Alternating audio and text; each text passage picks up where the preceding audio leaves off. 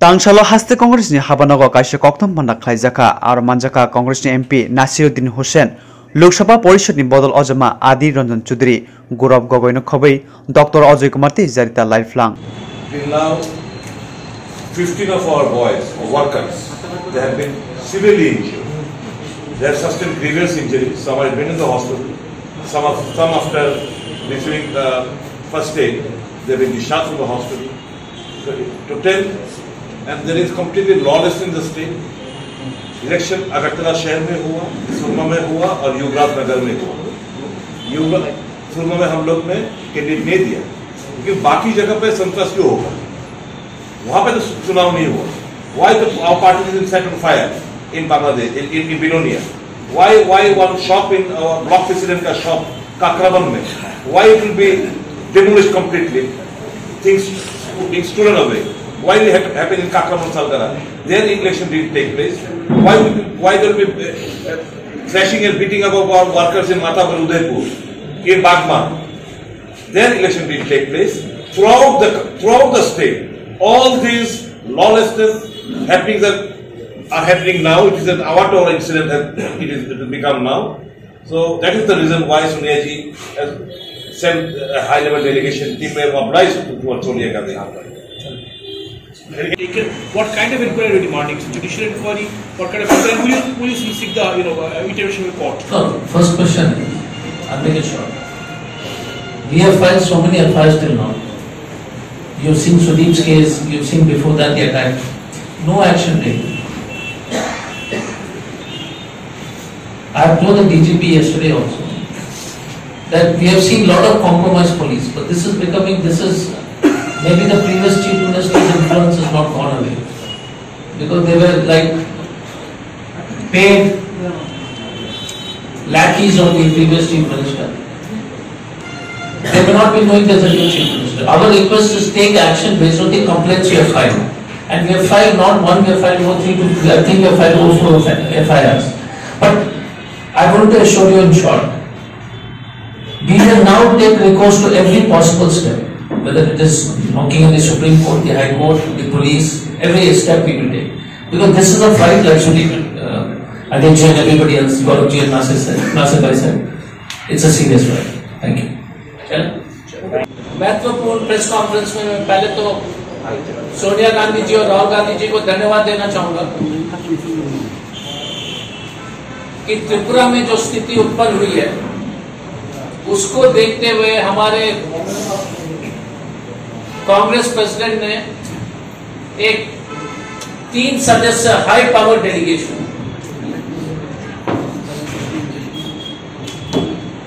उसका चेयरमैन है श्री अधीर रंजन चौधरी जी, हमारा लोकसभा में हमारा नेता है, उनके साथ गौरव गोगोई जी मेंबर ऑफ पार्लियामेंट असम से, हमारे साथ नासिर हुसैन साहब है जो मेंबर ऑफ पार्लियामेंट कर्नाटक से हैं, उसके अलावा सुदीप बर्मन जी जो नवनिर्वाचित विधायक हैं, आशीष जी जिन्होंने मुख्यमंत्री जी को पानी पिलाया था अपने चुनाव में, और उपस्थित हमारे त्रिपुरा कांग्रेस के सभी वरिष्ठ। अब मैं अनुरोध करूंगा कि श्री अधीर रंजन चौधरी जी मेंबर ऑफ पार्लियामेंट आपको संबोधित करें। रास्ता धारे एक साधारण मानुष যারা কোন রকমের রুটি করছে ডেকোরেশনের কাজ করে তাদের দোকানে আগুন লাগিয়ে দেওয়া হচ্ছে। सबका साथ सबका विकास যে ভারতবর্ষের প্রধানমন্ত্রীর স্লোগান, আজকে তার দলের এখানকার নেতারা সারা ত্রিপুরা জুড়ে তাণ্ডব করছে, কারণ কংগ্রেসের পক্ষে মানুষের ভোট দেওয়ার আগ্রহ আছে। মোদির স্বপ্ন ছিল কংগ্রেস মুক্ত ভারতবর্ষ। মোদি চাইলেও কংগ্রেস মুক্ত ভারতবর্ষ হচ্ছে না। যে ত্রিপুরায় কংগ্রেসের অস্তিত্বের সংকট দেখা দিয়েছিল, সেই ত্রিপুরাতে মানুষ কংগ্রেসকে দুহাত ভরে সমর্থন করছে। দেখতে পেলাম সুদীপ রায় বর্মন জিতেছে, আশিস বাবু সে এখানকার যিনি মুখ্যমন্ত্রীর পদপ্রার্থী তার সঙ্গে যেভাবে লড়াই দিয়েছে এবং তাকে হারানোর জন্য, মুখ্যমন্ত্রীকে জেতানোর জন্য গোটা নির্বাচন কমিশনের সমস্ত বিধিনিষেধকে উপেক্ষা করে স্থানীয় প্রশাসন এবং কেন্দ্রের বাহিনী যেভাবে নির্বাচনের নামে লুটের রাজত্ব তৈরি করেছে এই ত্রিপুরা রাজ্যে, তা এক অনন্য নজির তৈরি করেছে। তার মধ্যেও ত্রিপুরার মানুষ ভোট দিয়েছে কংগ্রেসকে। তাই সর্বাগ্রে ত্রিপুরার মানুষকে কংগ্রেস দলের পক্ষ থেকে অভিনন্দন জানাই, ধন্যবাদ জানাই, কৃতজ্ঞতা জ্ঞাপন করি। আজকে আমরা বিমানবন্দর থেকে নেমে কোনো হোটেলে যাইনি, কোনো গেস্ট হাউসে যাইনি, সোজা আমরা মুখ্যমন্ত্রীর সঙ্গে দেখা করতে গেছিলাম। এখানকার মুখ্যমন্ত্রী, তাকে ধন্যবাদ জানিয়েছি, কারণ তিনি আমাদের সঙ্গে দেখা করবার সময় দিয়েছেন। সুদীপ বাবুরা তার সঙ্গে অ্যাপয়েন্টমেন্টের ব্যবস্থা করে দিয়েছিলেন। তিনি আমাদের সঙ্গে তার ব্যস্ততার মধ্যে সাক্ষাতের সুযোগ দিয়েছেন, তার জন্য তাকে আমরা ধন্যবাদ জানাই। প্রকৃতি যদি আমরা ভালো করে লক্ষ্য করি তাহলে দেখব যে ত্রিপুরার মানুষের এই বিজেপির প্রতি মোহভঙ্গ ঘটছে।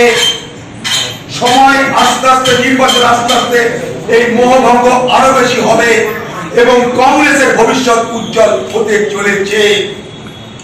সেই কারণে পরিকল্পিতভাবে বিজেপির নেতৃত্ব, বিজেপির দিল্লির নেতৃত্ব এই ত্রিপুরা রাজ্যের যারা বিজেপি করে, সাধারণ যারা কর্মী, তাদেরকে আজকে ত্রিপুরা রাজ্যকে অশান্ত করার জন্য উস্কানি দিচ্ছে। ত্রিপুরা রাজ্যে দাঙ্গা হোক, ত্রিপুরা রাজ্যে অশান্তি হোক, ত্রিপুরা রাজ্যে খুন জখম হোক, এটা দিল্লির নির্দেশে এখানকার ত্রিপুরার বিজেপির কর্মীরা করছে, আমরা স্পষ্ট বুঝতে পারছি। সেই জায়গায় দাঁড়িয়ে আমরা সর্বস্ব পণ করে আজকে যে মানুষের রায় আমরা পেয়েছি, সেই রায়কে মূলধন করে, পুঁজি করে আমরা আগামী দিনে ত্রিপুরাবাসীর জন্য, ত্রিপুরাবাসীর মনের মতন, ত্রিপুরাবাসীর সকলের গ্রহণযোগ্য একটা সরকার গড়বার লক্ষ্যে আমরা এগিয়ে যাব। আর এই সংবাদ মাধ্যমের সঙ্গে আজকের এই সুযোগে আমরা কংগ্রেস দলের পক্ষ থেকে একথা দৃঢ়তার সঙ্গে বলে গেলাম। এবং ত্রিপুরাতে যারা ঘটেছে, আমরা ৭০ কাল বা পরশু ভারতবর্ষের সর্বোচ্চ নেতৃত্ব ম্যাডাম সোনিয়া গান্ধীর কাছে তার রিপোর্ট আমরা জমা করব। সভানেত্রী সোনিয়া গান্ধীর নির্দেশে আজ আমরা ত্রিপুরায় এসেছিলাম। আমাদের কোনো পূর্ব পরিকল্পনা ছিল না ত্রিপুরা রাজ্যে এই সময় আসবার, কিন্তু ত্রিপুরার নির্বাচন উত্তর ভয়ঙ্কর হিংসা, রক্তপাত, কংগ্রেসের সদর দপ্তরে হামলা, নির্বাচনের আগে এবং পরে লাগাতার সন্ত্রাস, যে সন্ত্রাসের শিকার নবনির্বাচিত কংগ্রেস দলের বিধায়ক সুদীপ রায় বর্মন, যে সন্ত্রাসের শিকার ত্রিপুরা রাজ্যের প্রদেশ কংগ্রেস সভাপতি বীরজিৎ সিং, যে সন্ত্রাসের শিকার হয়ে মৃত্যুর সঙ্গে পাল্টা লড়ছে হাসপাতালে কংগ্রেস দলের কর্মীরা, এই ঘটনার কথা জেনে সোনিয়া গান্ধী বিচলিত বোধ করেন এবং তিনি আমাদের নির্দেশ দেন যে যেখানে আছো সমস্ত কাজ ফেলে রেখে ত্রিপুরায় যাও, কংগ্রেস কর্মীদের পাশে দাঁড়াও। আপনারা ত্রিপুরার সাংবাদিক জগতের বন্ধুরা, আপনারা দেখছেন যে নির্বাচন উত্তর আটকের যে ভয়ঙ্কর পরিস্থিতি এ ত্রিপুরা রাজ্যে প্রতিষ্ঠিত হয়েছে। আজকে যেখানে আমাদের প্রেস কনফারেন্স হচ্ছে কংগ্রেস দলের সদর দপ্তর, এটা একটা ঐতিহাসিক ভবন, তারই উল্টো দিকে এখানকার পুলিশের থানা, একটা না দুটো থানা, মহিলাদের থানাও আছে। আর এখানে যদি আক্রমণ হয় তাহলে সাধারণ মানুষের যে বার্তাটা যায় তা হলো এই যে বিজেপি সন্ত্রাস করবে, পুলিশ নিশ্চুপ থাকবে, অতএব চাকরিটা করা যেতে পারে। কোথাও কি পশ্চিমবঙ্গে যেভাবে বাম এবং কংগ্রেস একসাথে কাজ করছে? দেখুন, আমরা কখনো কারোর সঙ্গে কোনো সম্পর্ক লুকিয়ে চুরি করি না। যদি কখনো বামেদের সঙ্গে আমাদের সম্পর্ক করতে হয় প্রকাশ্যে ঘোষণা করে হয়। আমরা বাংলায় করেছিলাম তো অস্বীকার করিনি, বাংলায় লুকিয়ে চুরিতে কোনো সমঝোতা করিনি, প্রকাশ্যে সমঝোতা করে সিট বন্টন করে লড়েছি। তাই বিজেপির মতন উপরে বলবো আমরা RSS কে চিনি না, আমরা বিশ্ব হিন্দু পরিষদ চিনি না, আমরা বজরং দলকে চিনি না, ওসব রাজনীতি আমরা করি না। বামেদের সঙ্গে যদি কখনো কংগ্রেসের সমঝোতার প্রয়োজন হয় খোলামেলা বলে একসঙ্গে বসে আপনাদের সকলকে জানিয়ে সেদিন হবে। কিন্তু বাকি হ্যাঁ আমরা লুকিয়ে চুরিয়ে কিছু করি না। আমরা PDPর সঙ্গে যেমন বিজেপি করেছিল সমঝোতা, ওইসব লুকোচুরি কারবার কংগ্রেসের নেই। আমরা যা বলি সামনে বলি, পিছন থেকে বিজেপির মতন আমরা রাজনীতি চাকুর্যতা করি। শিবসেনার সঞ্জয় রাউতকে ইডি জেরা করবে জমি মামলায়, মানে এই ধরনের একটা তো হবে। এখন মোদী স্বপ্ন দেখে কংগ্রেস মুক্ত ভারত। সে কংগ্রেস মুক্ত ভারত তৈরি করতে গিয়ে যেখানে যেখানে বাধা হবে সেখানে সেখানে ইডি থাকবে, ইডি যাবে, CBI থাকবে, CBI যাবে। তাই সঞ্জয় রাউতের বিরুদ্ধে তদন্ত হলে হতে পারে। হ্যাঁ, তৃণমূল হচ্ছে 2023 সালে ক্ষমতায় আসবে, তারা কত বছর দেখুন এবছর তাদের মানে মূলত দেখুন বিষয়টা যে এইসব কথা যদি এখন তৃণমূল বলে না, তা আগরতলায় যে সমস্ত গাধা এখন আছে সেই গাধাগুলো হাসতে আরম্ভ করবে। তো স্বাভাবিকভাবে তৃণমূল বলছে তাদের ঔদ্ধত্য বলতে পারে। এবারের লড়াই কিন্তু তৃণমূলের সঙ্গে হয়েছে, আমাদের না, CPM এর না, বিজেপির না, নোটাল লড়াই। তাই তৃণমূলের নেতাদের কথা বলা মানে এই আগরতলায় এখন যেসব গাধাগুলো আছে তারা হাসতে আরম্ভ করবে। আপনারা পশ্চিমবঙ্গে একটা অভিযোগ তুলেছেন যে পশ্চিমবঙ্গে যে সরকার রয়েছে পরিচালনা করে এক্ষেত্রে পশ্চিমবঙ্গে যারা তৃণমূল নেতৃত্ব রয়েছেন আপনাদের তাদের সাথে আপনাদের কেমন সম্পর্ক? ত্রিপুরাতে অনেকে এসছে, তাদেরকে কংগ্রেস আনার থেকে দেখুন, আমরা সব সময় বলি একই মুদ্রার দুটো পিঠ, একদিকে মোদি একদিকে দিদি। একই বৃন্তের দুটি ফুল, বিজেপি আর তৃণমূল। এই যে ত্রিপুরায় তৃণমূল এসছে এমনি এমনি আসেনি, মোদির নির্দেশে এসছে কংগ্রেসকে দুর্বল করে বিজেপির হাত শক্তিশালী করতে। কেন? তার ভাইপোকে বাঁচাতে হবে। কয়লা চোর বলেছে, সারা বাংলায় খ্যাতি অর্জন করেছে। দ্বিতীয়তা আমরা গ্রহণ করেছি, তাকেও আমরা আমাদের তরফ থেকে সম্মান জানিয়েছি। মুখ্যমন্ত্রীকে সমস্ত ঘটনা বিস্তারিতভাবে বলেছি, মুখ্যমন্ত্রীকে বোঝানোর চেষ্টা করেছি ত্রিপুরায় আপনাদের তো সরকার, এত আসন আপনাদের, তারপরেও কেন সন্ত্রাস? ত্রিপুরা একটা ছোট রাজ্য, 7টা বিধানসভার আসন, 36টা আপনাদের দখলে, শুধু বিজেপি পার্টির দখলে। কংগ্রেস তো একটা পেয়েছে, তাতেও কংগ্রেসকে ভয় লাগছে কেন যে কংগ্রেসের উপর আক্রমণ করতে হচ্ছে? আজকে ত্রিপুরা রাজ্যের ভাবমূর্তি সারা ভারতবর্ষে ভুলুণ্ঠিত হচ্ছে। আপনি কি জানেন না ত্রিপুরার নির্বাচনের পরে কি ধরনের সন্ত্রাস হচ্ছে? তার কি খবর আপনি রাখেন না? সারা ভারতবর্ষের চ্যানেলে দেখাচ্ছে, সংবাদ মাধ্যমে দেখাচ্ছে ত্রিপুরার সন্ত্রাস।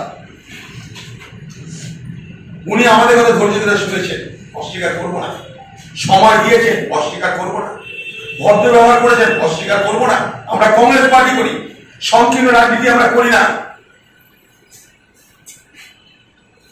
উনি আমাদেরকে পরামর্শ দিয়েছেন যে কখনো কোনো অসুবিধা হলে আপনাদের নেতারা যেন আমাকে একটু জানায়, বলেছেন, অস্বীকার করব।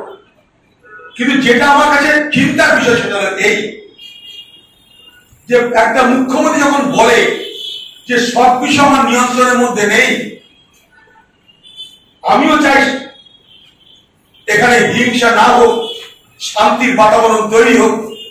নির্বাচন হয়ে গেছে, পার্টি করবে, কিন্তু সরকার চালাবে, সবটা আমার নিয়ন্ত্রণে নেই। আমি খুব চেষ্টা করছি সব বিষয়টাকে আমার নিয়ন্ত্রণে আনা। আমিও চেষ্টা করছি আপনাদের মতকে সমর্থন করে যে ত্রিপুরায় শান্তি ফিরে আসবে। আমরা কংগ্রেসের কর্মীদের বলেছি যে কোনো কিছু ঘটনা ঘটলে পুলিশকে জানাতে, আমরা কখনো কোন হিংসায় প্ররোচনা দেব না, কিন্তু পাশাপাশি আমাদের অধিকার তাকেও আমরা ছাড়ব না। আমাদের রাজনৈতিক অধিকার, গণতান্ত্রিক অধিকার আমরা চাই। আজকে সোনিয়া গান্ধী, রাহুল গান্ধী, প্রিয়াঙ্কা গান্ধী দিল্লি থেকে যখন ত্রিপুরা নিয়ে ভাবছে, তখন মনে রাখবেন ত্রিপুরাবাসী 2023-এর নির্বাচনে কংগ্রেস সর্বোচ্চ পণ করে এই ত্রিপুরা রাজ্যের নির্বাচনে অংশগ্রহণ করবে।